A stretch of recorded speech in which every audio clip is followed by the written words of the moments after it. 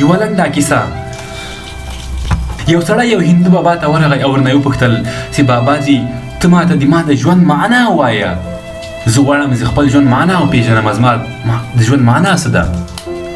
نو دا بابا ورته وویل چې ته غواړې د خپل ژوند معنا وپېژنې نو بیا دا یوه ډبره در واخله او لاړ شه د دغه نرخ په بازار کې وپوښته او بېرته راسه ماته ووایه. دغه سړي دا ډبره واخیستله په اصل کې هغه یوه ډبره نه وه، هغه یوه هیره وه، هغه یو ډایمنډ و.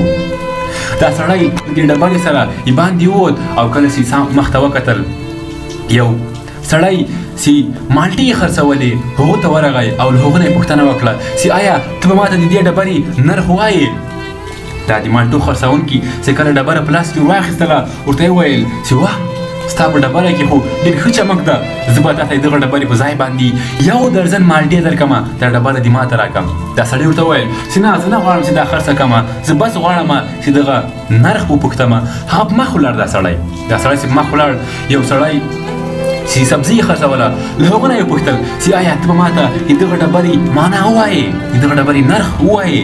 هغه سبزي خرڅونکي چې کله ډبره په لاس کې ور واخیستله او ورته یې وکتل دا سړي ته یې وویل چې ستا په ډبره کې خو ډېر ښه چمک ده، زه به تا ته د دغه ډبرې په ځای باندې یوه ګونۍ الو درکړمه، دا ډبره ما ته پرېږده او الو در سره اوسم. دا سړي ورته وویل چې نه زه دا غواړم چې دا خرڅه کړمه، زه بس غواړم چې دغه نرخ څه ده. دا سړی په مخ ولاړ او یو دوکان ته ورغی چې سرو زرو کار پکې کېدو.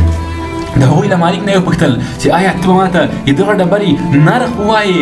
دا مالک چې کله ډبره په لاس کې ور واخیستله هغه حیران شو او دغه سړي ته یې وویل چې زه به تا ته د دغه ډبرې په ځای باندې 50 لکه روپۍ درکړمه، دا ډبره ما ته راکړه.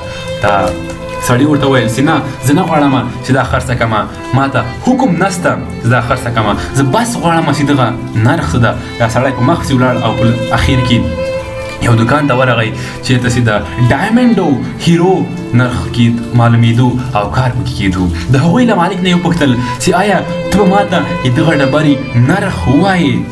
دا د هیرو ډایمنډ او مالک چې کله دا ډبره په لاس کې ور واخیستله نو هغه هم حیران شو او دې سړي ته وویل چې ته غواړې چې دغه ډبرې نرخ معلوم کړې، ته هېڅکله نشې کولی چې دغه ډبرې نرخ معلوم کړې، ځکه دا تا په سوچ دا تا پورې اړه لري چې ته په دغه باندې کوم نرخ لګوې. دا نه د مخ په لاس کې ده، دا تا په لاس کې ده، دا بې شماره قیمت لري، دا بې شماره نرخ لري. نو دا سړی ډېر کنفیوز شو او بېرته یې منډه راواخیستله او دغو بابا ته راغی او ورته یې ویل چې بابا جي ته ما ته د ژوند معنا راوښیه، زه نه پوهېږم د ژوند معنا څه ده. زه ډېرو خلکو ته ورلم خو پوه نه شولم. دا بابا ورته ویل چې واخیسه لکه څنګه چې تو دغو ځینو خلکو ته ورغلې او پوښتنه دې ورنه وکړه چې دغه نرخ هغوی مختلف ځوابونه درکړو، ځکه دا د هغوی سوچ په همغوړو باندې ستا ژوند ستا په سوچ پورې اړه لري چې ته یې د یوه درجن مالټو په مخ کې خرڅوې یا د یوې ګونۍ الو پورې یا ته په دې باندې بې شماره قیمت لګوې. دا تا په سوچ پورې اړه لري، هسې کوم په سوچ کې لرې هغه ستا په ژوند کې هم دي، نه د نورو په سوچو پورې، دا ستا په سوچ پورې اړه لري چې تا ژوند څه معنا لري.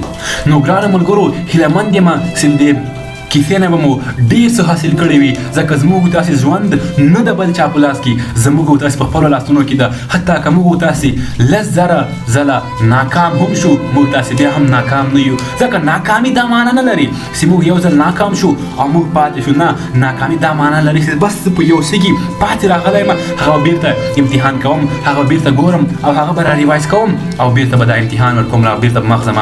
ناکامي په هغه ځای کې شروع کېږي کله چې موږ او تاسې له خپل ځان نه امید وکاږو، کله چې موږ تاسې له خپل ځان سره دا سوچ وکړو چې زه نور نشم کولی، په هغه ځای کې موږ تاسې ناکامه یو. نه په هغه ځای کې کله چې موږ تاسې په یو امتحان کې پاتې راشو، لا په یو کار کې پاتې راشو، موږ تاسې که په یو امتحان کې پاتې راشو، لا په یو کار کې پاتې راځو، د هغو به هدف دا وي، د هغو به وجه دا وي چې ځکه موږ تاسې به سم درس نه ویلی، دا خپل پلان په صحیح طریقه سره پلان کړی نه وي، دا صحیح طریقه سره دا پلان چیک کړی نه وي، د هغوی له وجې موږ تاسې ناکامیږو، نه د دې له وجې چې موږ تاسې نشو کولی. که په دې دنیا کې یو کار کوم تاسې کولی غواړئ او په دې دنیا کې یو هم داسې انسان وي چې هغه کار کوي، موږ او تاسې هم په اساني سره هغه کار کولی او ترسره کولی شو که موږ تاسې د هغوی ارادې ولرو، د هغوی د کولو ارادې که موږ تاسې ولرو.